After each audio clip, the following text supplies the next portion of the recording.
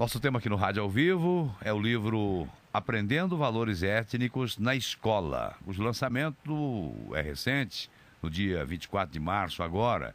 A autora, Rosa Vani Pereira, é professora, pedagoga, atua na área da educação há mais de 17 anos. É com ela que nós vamos conversar aqui no Rádio ao Vivo. O livro traz conceitos de cidadania, valores étnicos para os jovens, dentro e fora da sala de aula.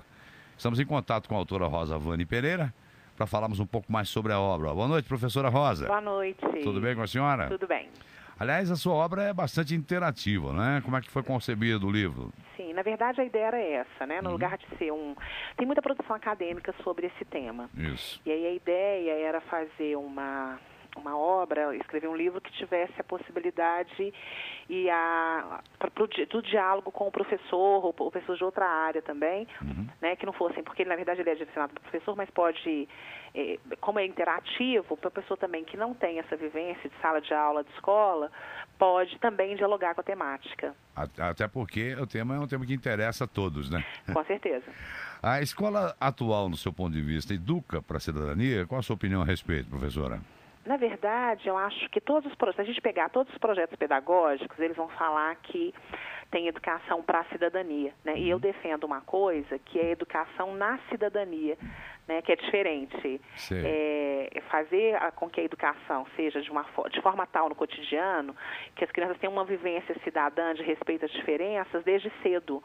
Né, para possibilitar, inclusive, que quando adultas elas possam reproduzir isso e, quem sabe, a gente alterar os rumos, né, desiguais da sociedade que a gente vive. Verdade. Agora, professor, nós costumamos nos orgulhar em afirmar que o povo brasileiro é fundado na diversidade étnica, né, na mistura de povos. Agora, apesar disso, há muito o que avançar, eu acredito, né, no que diz respeito principalmente às diferenças. Com certeza. Quais os principais desafios, a senhora que trabalha com isso, que tem uma noção geral, na sua opinião? Eu acho que o principal desafio é o reconhecimento da diferença como direito, né, e a vivência dessa diferença no cotidiano. Eu falo que nós temos um discurso que é muito igualitário, até que no cotidiano a gente é tomado por situações em que você percebe que a gente lida de forma muito reativa, muito pré-concebida, muito preconceituosa com as diferenças. Né? Assim, e isso acontece em relação aos negros, aos homossexuais, às lésbicas, às pessoas com deficiência, que a gente costuma olhar com uma certa pena, né? Mas não quer muito perto, que incomoda.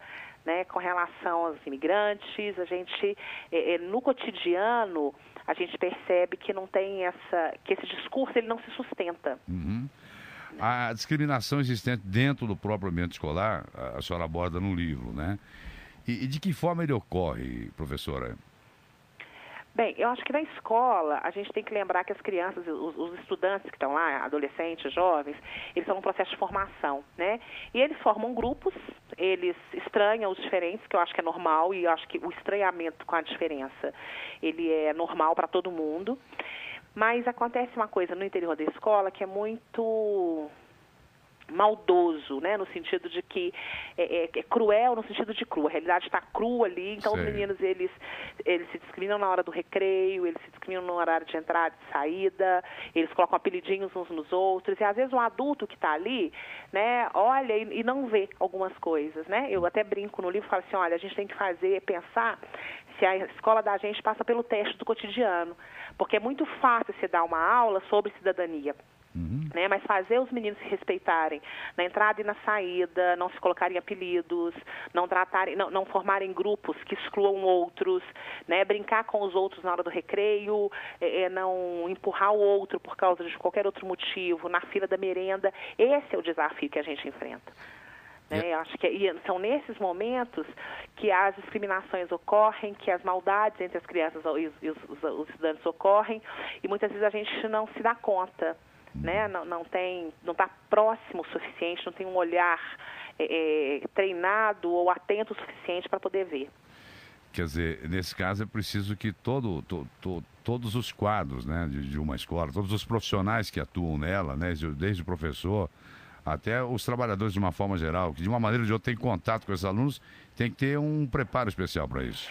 Sim, ou então, eu acho que preparo especial, né, se a pessoa sentir essa demanda, mas também uma postura pessoal de ser educador. Isso que é mais importante. Né? Isso, uma postura pessoal de ser educador. Quando uma pessoa que o auxiliar de limpeza da escola fala para o menino assim, olha, ali está a lixeira, né? Ele está tendo uma ação educativa. Quando ele vê um outro, os meninos estão fora do intervalo, na hora da aula, vai no banheiro e ele percebe o outro debochando e ele atua ali, né? Ele está tendo uma ação educativa. Eu acho que essa concepção de que nós, como uma geração adulta, temos responsabilidade por educar gerações mais novas, quando isso é socializado dentro da escola e quando a gente tem regras muito claras, né, de respeito a nós mesmos, de respeito aos outros, de respeito ao ambiente, ao meio ambiente, né?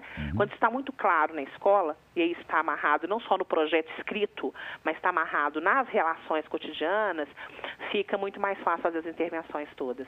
Perfeito. Quer dizer, a senhora, no seu livro, também, a senhora dedica uma parte do livro à resposta de algumas questões, né? E aí que, quando eu falei em interatividade, isso é interessante justamente essa parte do livro.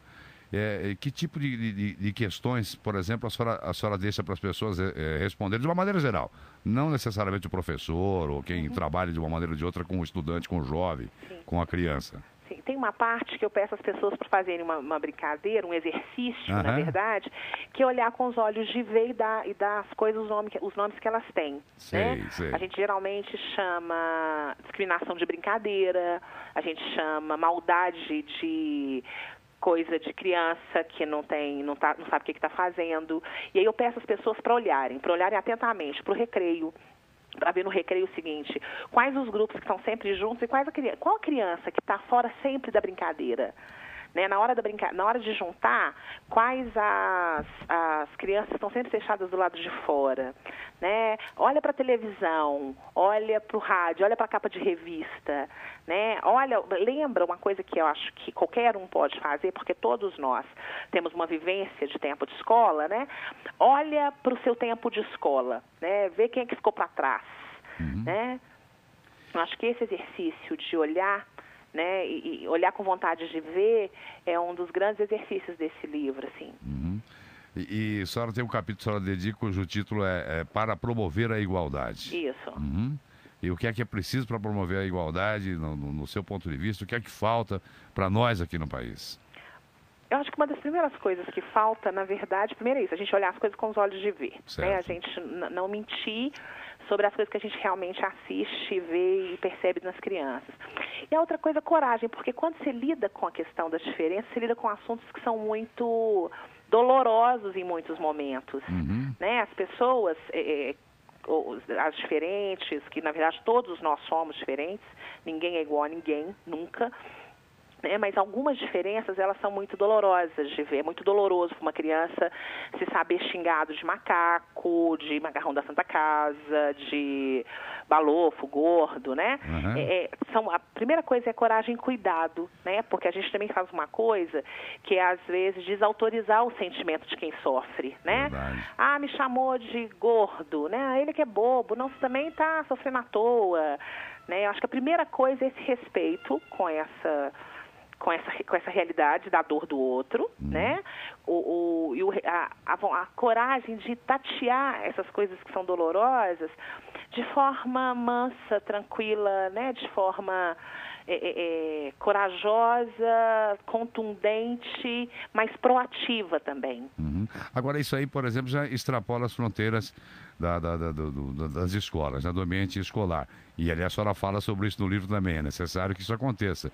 Mas a senhora defende, por exemplo, que a construção dessa consciência, né, da cidadania e, sobretudo, do respeito às desigualdades, ela se faz também no ambiente familiar, não é? Sim. E principalmente no ambiente familiar. Sim. E nas escolas a senhora defenda que isso ocorra, seja qual for o curso, né? Sim, qual etapa, qual né? etapa que a pessoa esteja cursando, independente dela ser criança, adolescente, ou até do nosso jovem universitário. Sim, sim. Sim, mesmo, porque eu acho que, assim, nas universidades, essas pessoas têm um papel que é fundamental, né? Elas vão sair dali e enfrentar o mercado de trabalho, às vezes como